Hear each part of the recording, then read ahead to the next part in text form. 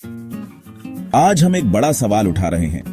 क्या हमारे देश के लाखों छात्रों के सपनों के साथ खिलवाड़ हो रहा है? क्या वो रिजल्ट जिसका इंतजार महीनों से किया गया वाकई में सही है या इसमें कोई गड़बड़ी छुपी है? क्या कॉमेडी की 2025 के नतीजे वाकई पारदर्शी हैं या फिर इसमें कुछ ऐसा है जो हमें दिखाई नहीं देता? हर साल लाखों छात्र इस परीक्षा में बैठते हैं उम्मीदों के साथ, लेकिन क्या उन्हें सही जानकारी और सही मौका मिल रहा है? लाखों छात्रों और उनके परिवारों के लिए यह सिर्फ एक परीक्षा नहीं बल्कि भविष्य का सवाल है।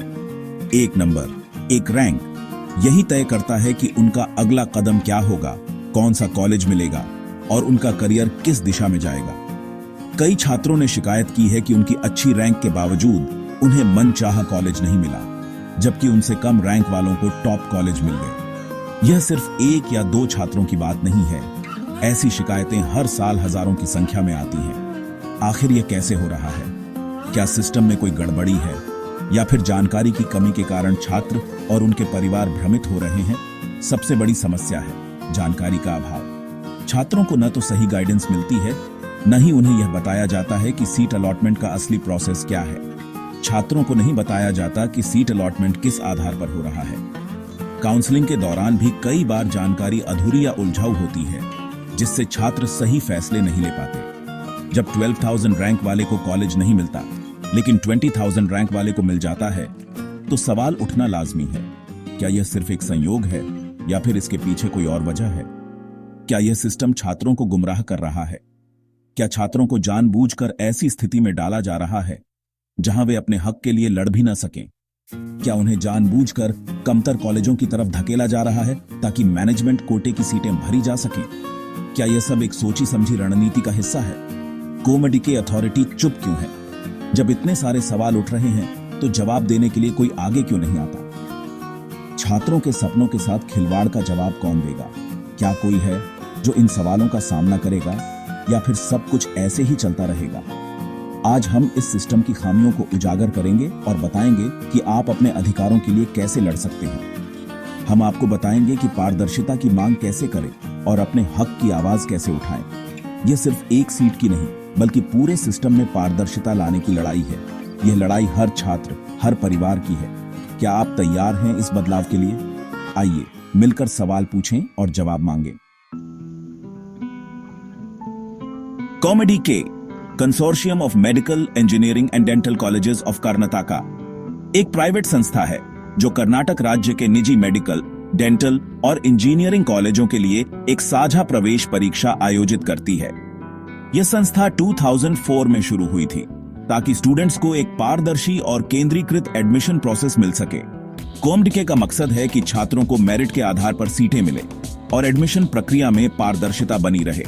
यह परीक्षा कर्नाटक के 150 से ज्यादा निजी इंजीनियरिंग कॉलेजों में एडमिशन के लिए होती है, जिनमें देश भर के छात्र हिस्सा लेते हैं। इन कॉलेजों में कई नामी संस्थान भी शामिल हैं जो अपनी क्वालिटी एजुकेशन के लिए जाने जाते हैं।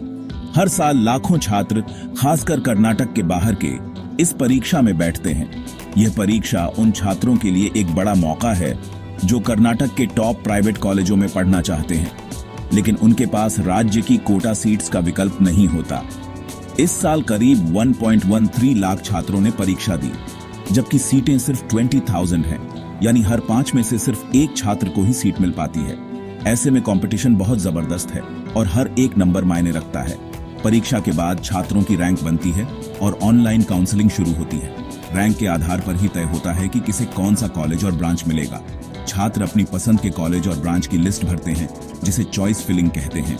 यह स्टेप बहुत अहम है क्योंकि एक छोटी सी गलती भी आपके पूरे करियर को प्रभावित कर सकती है। सिस्टम ऑटोमेटिकली रैंक और चॉइस के आधार पर सीट अलॉट करता है। सुनने में सीधा लगता है, लेकिन असलियत में यह प्रक्रिया बेहद जटिल है। हर राउंड में सीट्स की उपलब्धता बदलती रहती है और छात्रों को लगातार अपडेट रहना पड़ता है। काउंसलिंग के कई राउंड होते हैं। हर राउंड के बाद सीट्स की स्थिति बदल जाती है, जिससे छात्रों को बार बार अपनी रणनीति बदलनी पड़ती है। अक्सर देखा गया है कि पहले राउंड में भरी गई सीटें बाद के राउंड में फिर से खाली हो जाती हैं। इससे छात्रों में कंफ्यूजन और चिंता दोनों बढ़ जाती है। क्या यह सिर्फ छात्रों की सीट छोड़ने की वजह से है या कोई और खेल चल रहा है? कई बार छात्रों को लगता है कि सिस्टम में कुछ गड़बड़ी है या जानबूझकर सीट्स रोकी जा रही हैं। कट ऑफ में अचानक भारी उतार चढ़ाव क्यों आता है? क्या यह सिर्फ डिमांड सप्लाई का खेल है या इसके पीछे कोई और कहानी है? कई बार लगता है कि सीट्स की संख्या और छात्रों की मांग के बीच का अंतर ही सारी उलझन की जड़ है, लेकिन हकीकत इससे कहीं ज्यादा पेचीदा हो सकती है।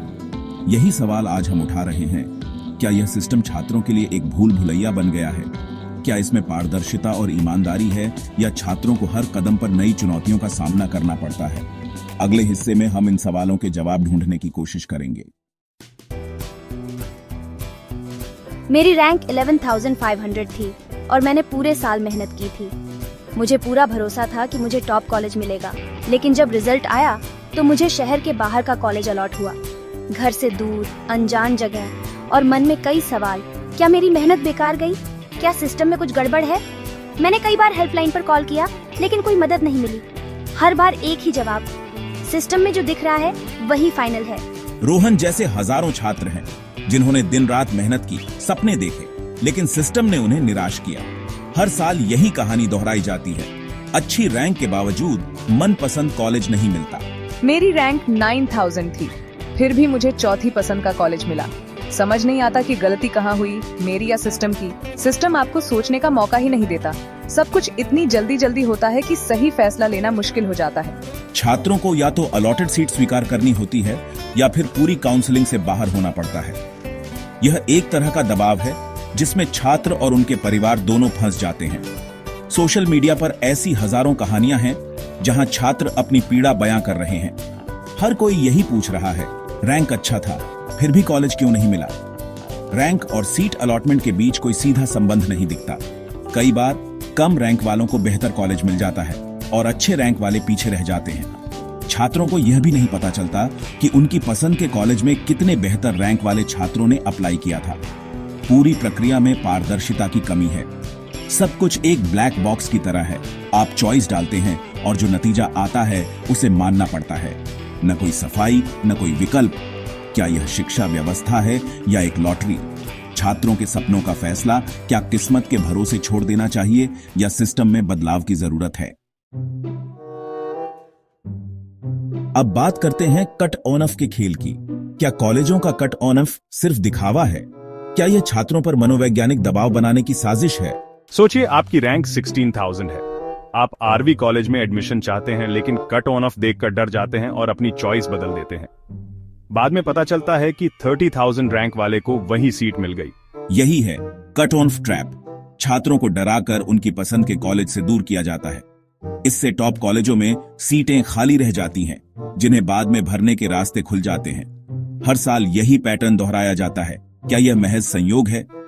छात्रों को कभी रियल टाइम डेटा नहीं दिखाया जाता कि किस कॉलेज में कितनी सीटें बची हैं। अगर प्रक्रिया पारदर्शी है तो कट ऑन ऑफ में इतना भारी उतार चढ़ाव क्यों? जवाब कॉमेडी के और कॉलेजों को देना होगा। जब काउंसलिंग में निराशा मिलती है तो मैनेजमेंट कोटा का दरवाजा खुलता है, जहां रैंक नहीं पैसा बोलता है। एक पिता परेशान है, बेटी की रैंक 14,000 है, अच्छा कॉलेज नहीं मिला। तभी एजेंट का फोन आता है, मैनेजमेंट कोटे से सीट मिल जाएगी, लेकिन लाखों रुपए डोनेशन देना होगा। ये एक संगठित नेटवर्क है। जैसे ही काउंसलिंग में अनिश्चितता बढ़ती है, एजेंट सक्रिय हो जाते हैं। वे छात्रों और अभिभावकों की कमजोरी का फायदा उठाते हैं। उन्हें बताते हैं कि काउंसलिंग में कुछ नहीं मिलेगा। मैनेजमेंट कोटे की फीस और सीटों का कोई पारदर्शी रिकॉर्ड नहीं होता। सब कुछ बंद दरवाजों के पीछे होता है। क्या काउंसलिंग में जानबूझकर सीटें रोकी जाती हैं ताकि बाद में ऊंची कीमत पर बेची जा सकें? जब तक कॉमेडी के और कॉलेज पूरी प्रक्रिया सार्वजनिक नहीं करते, यह शक बना रहेगा। सबसे बड़ा सवाल, पारदर्शिता कहाँ है? छात्र को यह क्यों नहीं पता चलता कि उसकी रैंक से ऊपर कितने छात्रों ने उसी कॉलेज को चुना है? सीट मैट्रिक्स की जानकारी हर राउंड के बाद साफ साफ क्यों नहीं दी जाती? छात्रों को अंधेरे में रखकर फैसले लेने पर मजबूर किया जाता है। जवाबदेही का भी अभाव है। हेल्पलाइन काम नहीं करती, ईमेल का जवाब नहीं आता। कॉमेडी के बस कहता है सिस्टम ऑटोमेटेड है। जब नियम और डेटा छिपे होते हैं, तभी हेरफेर की गुंजाइश बनती है। एनईईटी जैसी परीक्षा में धांधली के आरोप लग सकते हैं, तो कॉमडीके पर सवाल क्यों नहीं? कॉमडीके को चाहिए कि हर राउंड की सीट अलॉटमेंट लिस्ट, हर छात्र की रैंक और अलॉटेड सीट सार्वजनिक करे। जब तक ऐसा नहीं होता, सिस्टम पर भरोसा करना मुश्किल है। इस जटिल सिस्टम में घबराने की बजाय स्मार्ट बने। सबसे जरूरी है रिसर्च। सिर्फ 1 साल के नहीं, पिछले 3-4 साल के कट ऑफ डेटा देखें। हर कदम का रिकॉर्ड रखें। Screenshot, choice list, allotment, payment रसीद, सब कुछ संभालें।